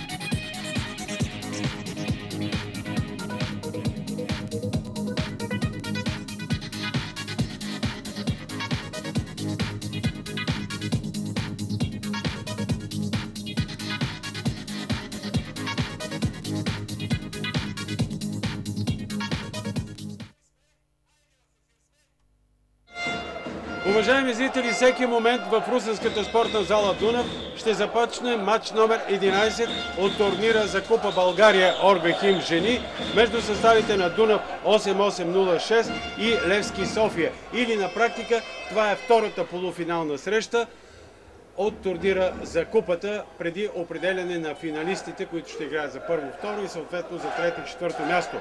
Резултата след първото полувреме 48-33 за състава на Дунав 8806, който играе цяло в бял екип. И когато чуете сините ангели, пак се отнася до Дунав 8806, но сините ангели играят с бели екипи. В традиционния син екип играят състезателките на Левски. Ето и започна второто полувреме. Шарел Алан, Едриан Джонсън, Александра Кънчева, Кристина Минкова и Зорница Костова за отборът на Дунав 8806, Петя Джамбаска, Диана Найденова, Агнеса Дойчинова, Тонка Тенчева и Хуанита Уърт за Левски. Александра Кънчева бележи 50-та точка за състава на Дунав. Диана Найденова в акция. Да видим ответа на момичетата на Стефан Михайлов. Уърт, отново Диана Найденова, дриблира Диана Найденова, Макариева, Петя Джамбаска, Хуанита Уърт, интересно е, че това бяха първите две точки за Александра Джамбаска, Агнеса Дойчинова. Петя Джамбаска от зоната с трите точки. Късно дойде това изпълнение. Отговора на Дунав 8806. AJ, това е 22-та точка на Едриан Джонсън за тази среща. 22 точки и 3 борби на американската баскетболистка. По-малко от нея има Шарел Алан с 11 точки попадение на 4 борби. За Христина Минкова с 9 точки, Зорница Костова с 8. Преди малко казахме, че Александра Кънчева, за нея бяха първите 2 точки от началото на срещата. Да чуем и Уърт. За Левски Хуанита Уърт с 13 точки от началото на срещата и 2 борби. Това е общо взето. Така, статистиката от първото полувреме. Алън изтърва тази топка, отнете от Кристина междувременно... Иванова. Диана Найденова добре изведе Агнеса Дойчинова, не бърка Агнеса Дойчинова, 52 на 37. За Агнеса Дойчинова това бе 10-та точка за Агнеса Дойчинова. Така добре се справят, може би Агнеса Дойчинова и Хуанита Уърт, това са баскетболистките на Левски, които така държат отбора. Те определят физиономията определено и ако за Уърт така не сме изненадали, лично аз леко съм изненадал от енергията на Агнеса Дойчинова. Между другото Диана Найденова, бившата капитанка на Дунав, тръгна много добре в срещата, направи 4 точки първите 1-2 минути, от тогава настам не е отбелязала нито една точка и самите показатели не са доста добри. Тя като че няма с кого да взаимодейства, като изключим Уърт, не успя да порази коша на Дунав 8-8-0-6. Имаше доста грешни. Александра Кънчева по 10. Ние фланг дриблира, топка за Джонсън. Джонсън самостоятелна от зоната на трите точки. 24 точки. Регистрираме най-голямата преднина за отборът на Дунав от началото на срещата. 19 точки е преднината, 56 на 37. Диана Найденова от топка за Петя Джамбазка и тя стреля от зоната за трите точки, като че ли малко отчаяна стрелбата им става. Виждаме, че и Уърт понижава своята ефективност. Но все едно атаката на Левски продължава. Чрез Петя Джамбазка не успя и Петя Джамбазка. Отново Уърт се бори. Отново неуспех, само че този път вече Фаул. Беше попречен. Фаул на Христина Минкова и Хуанита Уърт ще изпълни на фаул за Левски 56 на 37, 6 минути и 42 секунди преди края на третата част.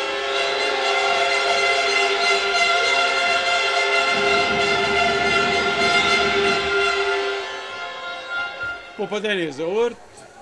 Очаквано бих казал. 14-та точка за Хуанита Уърт.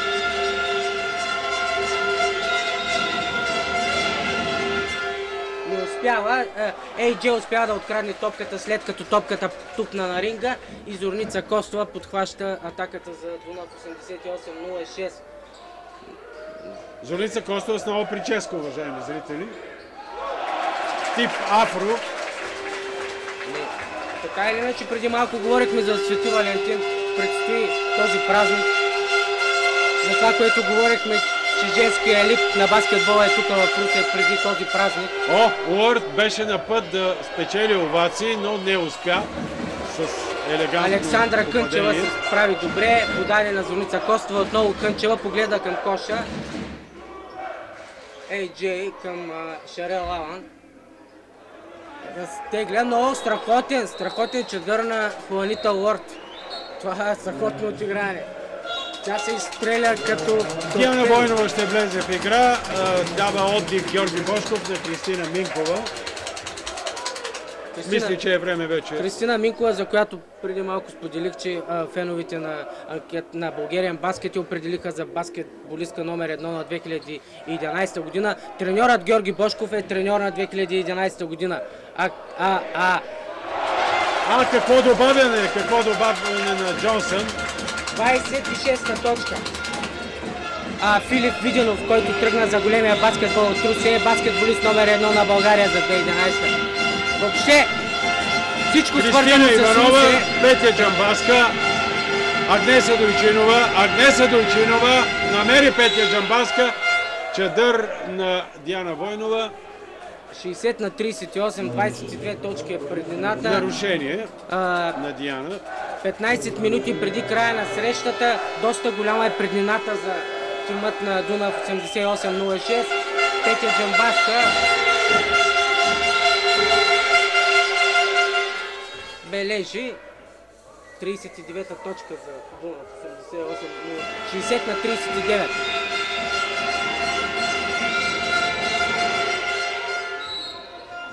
На 40. Ива Терзиева заменя Шарел Алан.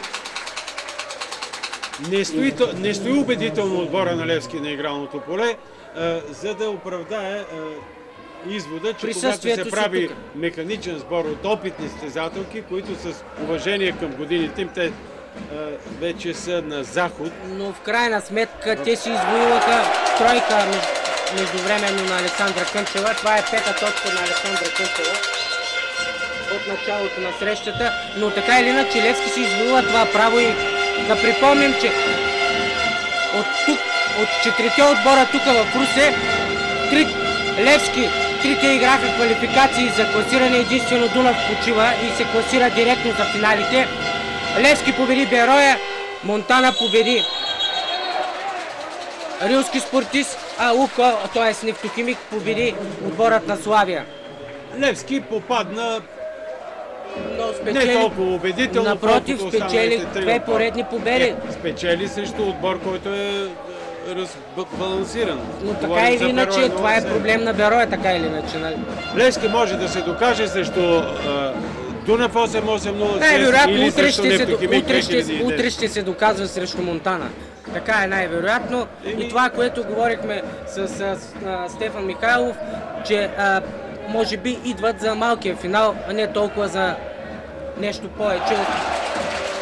Александра Кънчева, нека да уточним, уважаеми зрители, ще съобщим още веднъж, но и сега, че малкият финал, за който говори Илио Драфилов, 3-4 място, утре ще можете да наблюдавате по КИС 13. От 15 часа. 15 часа в неделя. На 12 февруари.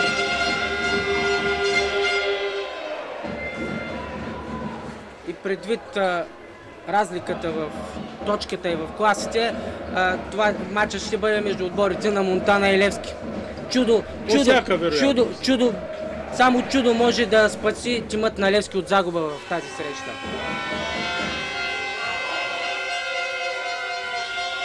Да проследим до края тази среща, 3 минути до края и 30 секунди до края на третата четвърт. Победително водачество, 23 точки за състава на Дунав 8-8-0-6, което ни кара, уважаеми зрители, да предполагаме вече с голям процент сигурност, че финалиста, втория финалист утре за първо-второ място е състава на Дунав 8-8-0-6. Ще се изправи срещу Нефтохимик 2010. За поредна година отборът на Дунав ще играе на финал. За трета година има възможност да стане носител на купата. Трета поредна, нека така да го кажем, по-синтезирано. Една победа тук ще превърне абсолютно като фаворит. Така или иначе тимът на Дунав е лидер в шампионата, но една победа тук психологически ще даде още по-голямо предимство на тима пред останалите отбори, за да се допусне така желания дубъл тук в Русе, който се чака от доста години тук в Русе. Кристина Иванова опита самостоятелен пробив, Диана Войнова извърши нарушение. Ще застане Кристина на линията за изпълнение на наказателни удари. Да ви припомня, че на 18 февруари, събота, пък по програмата на държавното първенство Дунав 8-8-0-6 е домакин на Нефтохимик 2010. Така че в една седмица им предстои да изиграят две срещи. Едната финал за Купа България. В български вариант и в баскетбол. Това е положението. Кристина Иванова. Страхотен шум, драги зрители на Национална телевизия, КИС 13 в зала Дунав. Просто едва се чуваме с колегата Нетков и ако... Нека отдадем уважение и на Оргахим, които не само подкрепят отбора на Дунав 8-8-0-6, а и се нагърбиха, въпреки неприятностите, които имат последно време, знаете, пожари, да бъдат основните спонсори на турнира Купа България, затова той се нарича Купа България Оргахим.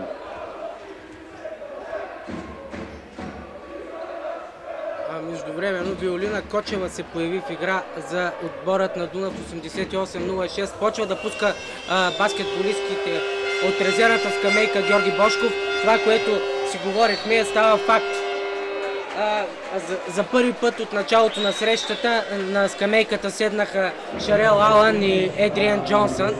Седнаха и от отбора Макарieва излезе от отбора на Левски. Виждаме, че се появи Деляна Шумарова с номер 10. Агнеса Дойчинова. И Виктория Стойчева с номер 14 в отбора на Левски. Агнеса Дойчинова, явно ветеранката, има нужда от отдих и го получава. И Тонка Тенчева струва ми се не е на игралното поле. Страхотна битка между Деляна Шумарова и Диана Войнова. Като че ли замисля Стефан Михайлов нещо, извеждайки за малко Тонка Тенчева и Агнеса Дойчинова, някакъв обрат, може би последен, отчаян или премерен, не знам.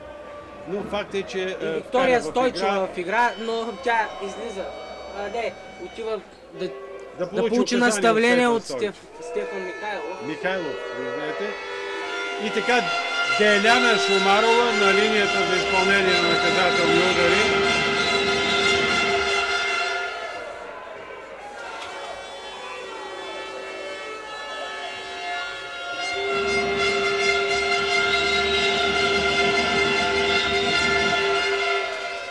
Два успешни фала на Деляна Шумарова. Това са и първите две точки на баскетболистката от Левски. Наказателни удари. Ива Терзиева. Александра Кънчева преминава покрай Хуанита Уорд, подава към Диана Войнова и време беше и си свърши работата и Диана Войнова. Центърът на Дунав бележи 67-та точка. Минута и 50 секунди преди края на третата четвърт. 22 точки предина за състава на Дунав 88-06. Нищо добро не ги чака момичетата на Стефан Михайлов. Искам да кажа тук на игралното поле в спортно-технически аспект. Очертава се загуба и то неприятно. Шумарова фаулира. Доста грубо на тежката Шумарова срещу, виждате, срещу Виолина Кочева, която е наполовина на килограмите и сякаш. Като в стена се блъсна Кочева. Ива Терзиева.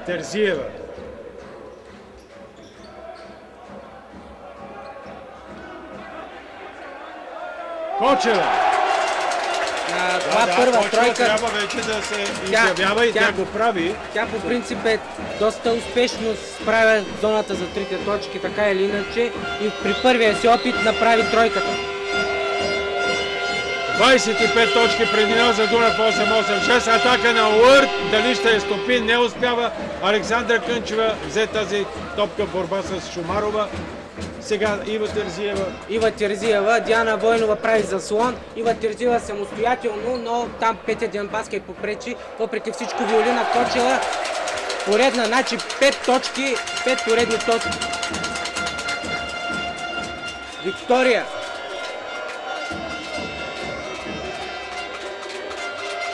Петя Денбаска.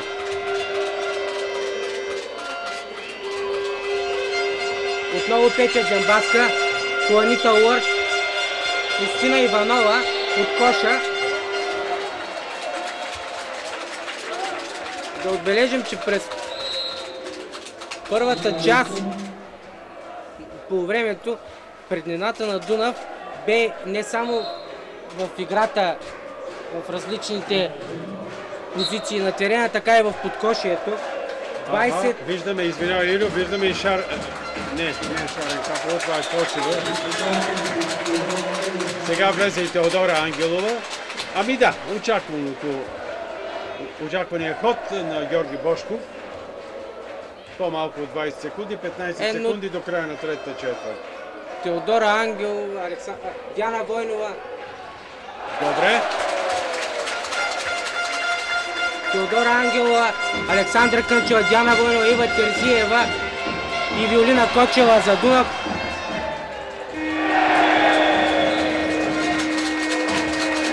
Ще става по-голяма разликата с всяка изминала минута.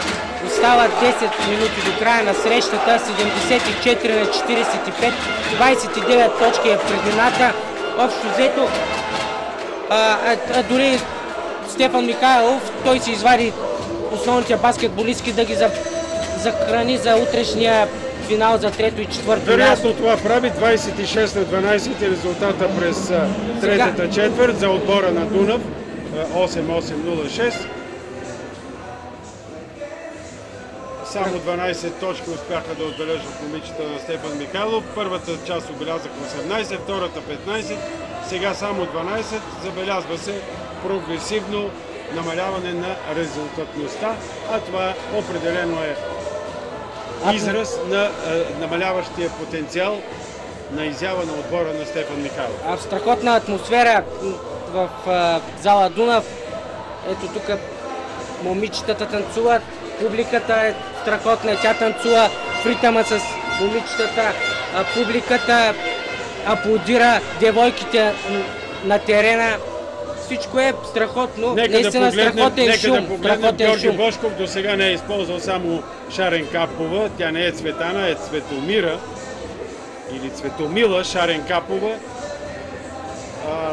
На свой ред Стефан Михайлов не е вкарвал в игра още Катрин Величкова, Светославова с номер 9. Извади дълга скамейка, пък нещо... Ивана Петрова също не е влизала в игра. Няма как. Георги Бошков си позволява да върти всичките, като изключим Шарен Капова, защото му върви играта. Върви играта на отбора му. Резултатът е показателен. А машината Джонсън си е на ниво. Тя отбеляза 27 точки до тук и получи заслужена почивка. Започва последната четвърта четвърт. Виктория Стойчева за Левски, да. На среща Дунав 8-8-0-6 Левски. Водачество 74-45 след третата четвърт за състава на Георги Бошков, момичетата в бяло, които са се устремили солидно към крайния успех в този двубой и до и вече дава заявка за реална възможност да играят утре на финал за първо място за купата България. И да се опитат да спечелят за трети пореден път и да щупят как ръка, бих казал, домакин да печели турнира в България за последните години. Александра Кънчева на зона. 30 точки е преднината. Изпълнява наказателни удари от първи сполучлив. Не сполучлив, да, разбира се. Не сгреши и втория път. Стойчева. Вижте колко е дребна Стойчева. Гард. Но чаровна. Дребна, но чаровна. Замества на терена Диана Найденова. Тонка Тенчева, за която с колегата Илио Драпилов изразихме впечатление или недоумение, или че не показва тези възможности, за които говори нейният треньор Стефан Михайлов. Той се познава най-добре, но така или иначе, когато играеш срещу сериозен противник... Уорд искаше да си изпроси нарушение, не беше отсъдено. Теодора Ангелова... Някак си се разпокъса играта. Някак си се разпокъса играта в момента. Общо взето... Не искам да обиждам, ама като махленски баскетбол. Уорд обикновено играеше, Диана Найденова играеше с Уорд. Уорд сега явно по-трудно ще получава топки, затова предприема самостоятелни пробиви, успешни като този. Но с такива самостоятелни пробиви едва ли се печели борбата. Може би Стойчева. Така има възможност да стрелят по-често баскетболистките на двата отбора, може би така ще е по-интересно. Уорд. Така или иначе в момента се доиграва се срещата. Уорд самостоятелен пробив. Така или иначе срещата се доиграва. Просто остават 8 минути до нейния край. Малко, не да знам, може би не е много редно и тактично да се говори 8 минути преди края на една баскетболна среща, че се доиграва, но общо взето така изглеждат нещата. И тройка, може би, не е тройка. Виктория Стойчева за Левски. Шумарова. Христина Иванова. Тенчева, Христина Иванова, топката от Шумарова отнета е Хубав пас се изведе на Теодора Ангелова, дриблира и не успява да отбележи 2 точки. Борба Христина Минко, Александра Кънчева. Дига ръка Александра Кънчева, приема, че тя е играла извършила нарушение срещу Христина Иванова. Ето и Шаренкапова, тази Шаренкапова, за която колега Недков да, време беше толкова номер 10, вече в игра. Сякаш Георги Бошков ви е чул и е пуска на терена. Георги Бошков чува себе си и прави това, което трябва да прави. Разбира се, че се шегува. При такъв резултат 20 точки близо преднина, 30, извинете, 29 точки, деца вика би могъл да пусне и мене и тебе. Но ние пък сме мъже, нямаме право. 78 на 49, 7 минути и 22 секунди преди края на срещата. Въпреки сигурната победа, публиката не спира да скандира и създава страхотна атмосфера в зала Дунав. Едвам се чуваме с колегата Недков и на моменти се надвикваме, но това е.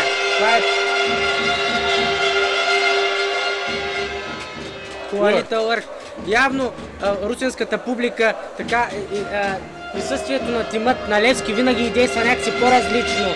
Това е заради Стефан Михайлов, но както и да е. Не, може би самия отбор Левски, така, може би нямам представа защо е така, но факт е, че с страхотна атмосфера днес в зала Дунав.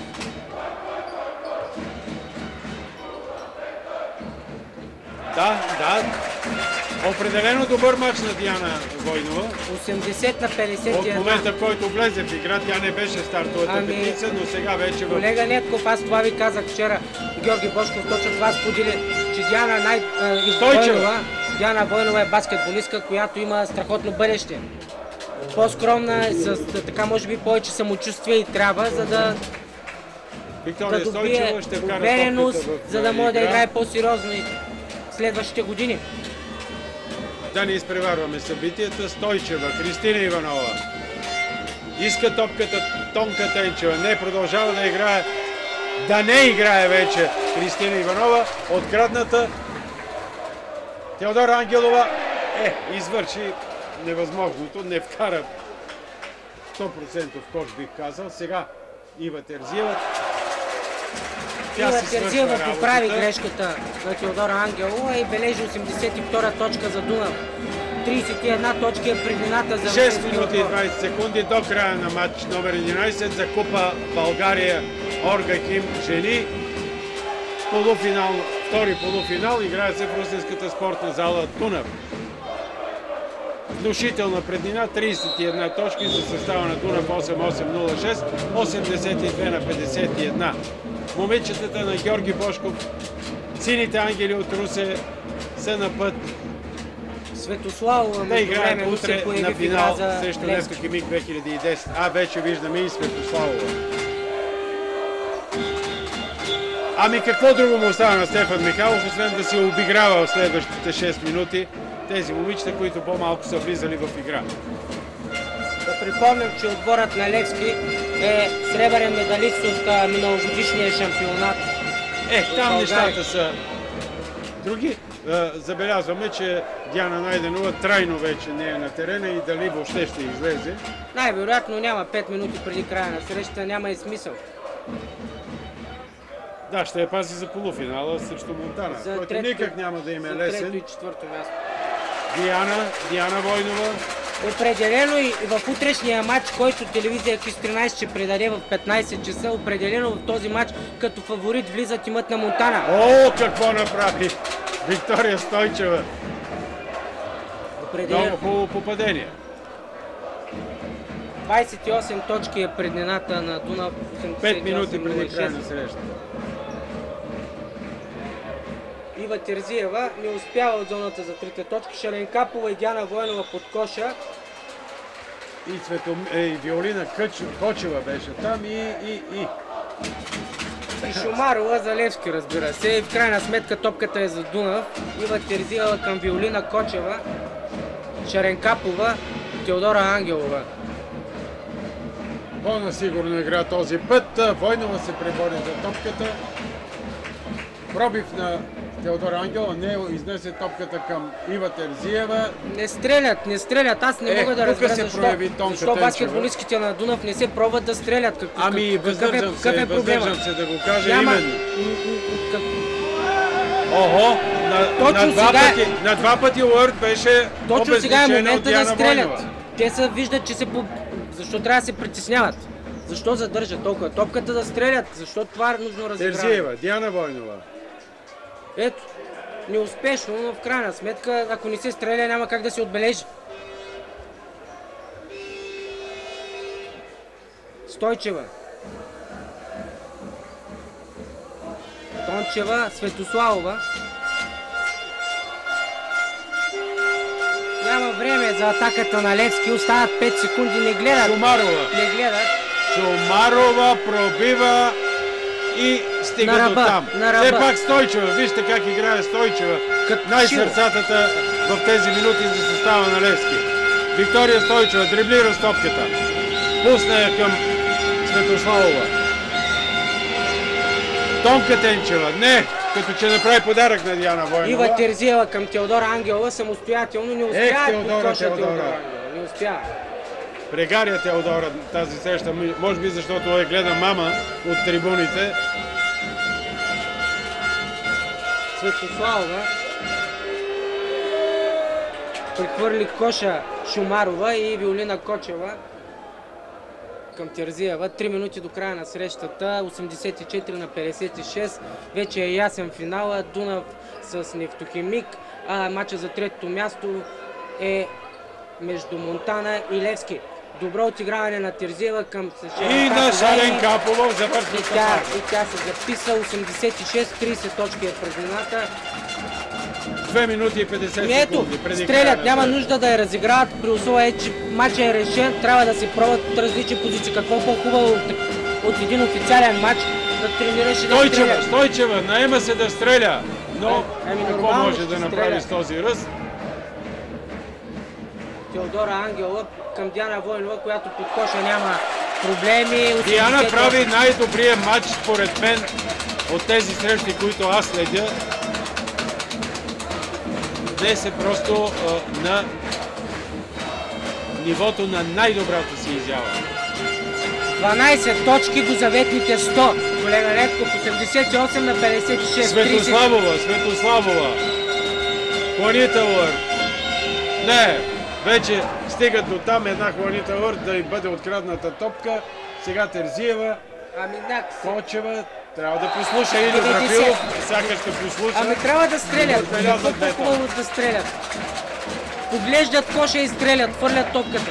34 точки преди това, уважаеми зрители, минути и 52 секунди преди края и 10 на срещата. 10 точки разгромен резултат при положение, че се играе полуфинална среща турнир Купа България жени.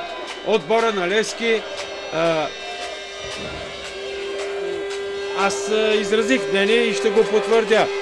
Общо взето, малко случайно попадна в тази четворка, при положение, че тук трябваше да играе много по-боеспособния състав на Берое, но това е положение. Така или иначе, колега Левков победиха двата пъти. Това е. Левски спечели от аз не казвам, че са попаднали незаслужено, но ситуацията е такава, че попаднаха късметлийски. Нека така да го кажа.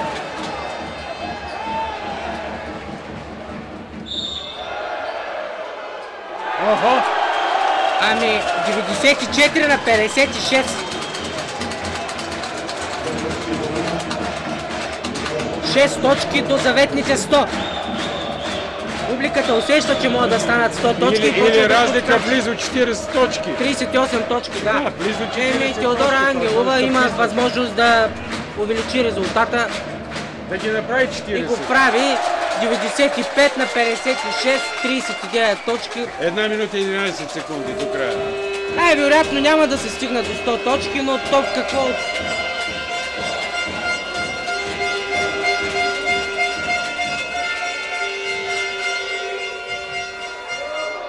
Неуспешна стрелба от зоната за трите точки.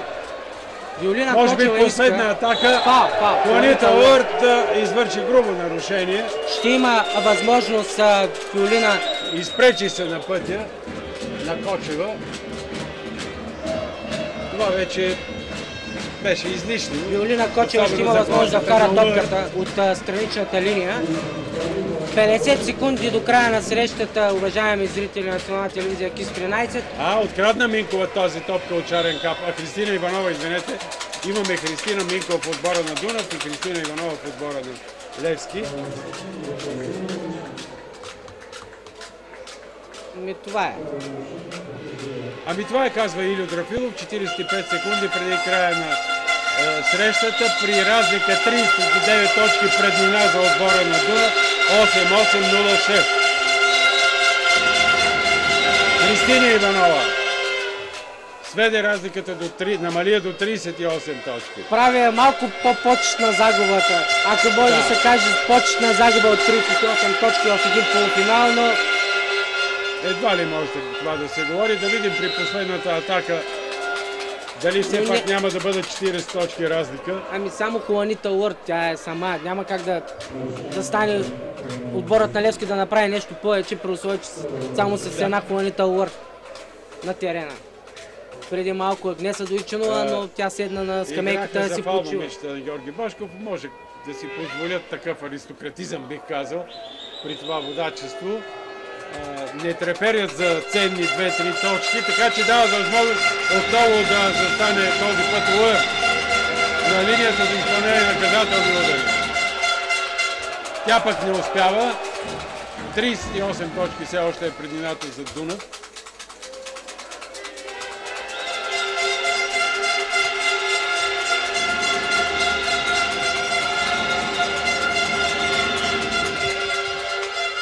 И толкова остават. Въпросът сега дали ще вкарат 2 точки. Не. Едва ли в тези 35 секунди до края. Уърд дриблира, показва майсторство. Къс лансира топката към Шумарова. Шумарова не ръчи да стреля. Христина Иванова поступи още малко разликата на 36 точки. Шарен Капова. Тя към Диана Войнова, Ива Терзиева. Защо не стреляш? 8 секунди до края, изтича време. Даже до времето на атаката са 4 секунди. Успя. 97. Това е може би края. 38 точки, 97 на 59. Да, край на матча. Отборът на Дунав 88-06 победи с 97 на 59 и се класира за финала на турнира за Купата на България срещу отборът на Нефтохимик. В малкия финал утре от 15 часа от тимът на Монтана ще се изправи срещу Левски. Срещата засне Александър Василев. Ангел Василев, простете. Коментатори бяха Александър Нетков и Илю Драфилов.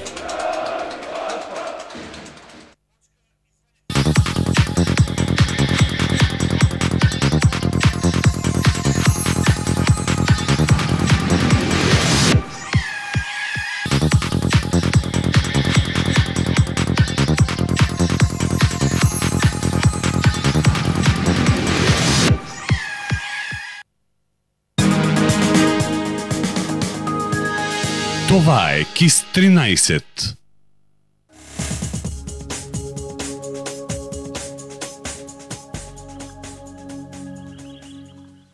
Автокомплекс Звеневи в Русе предлага всички видове ремонтни услуги за леки и лекотоварни автомобили, електронна диагностика, безкомпромисно качество и съкратени срокове за ремонт.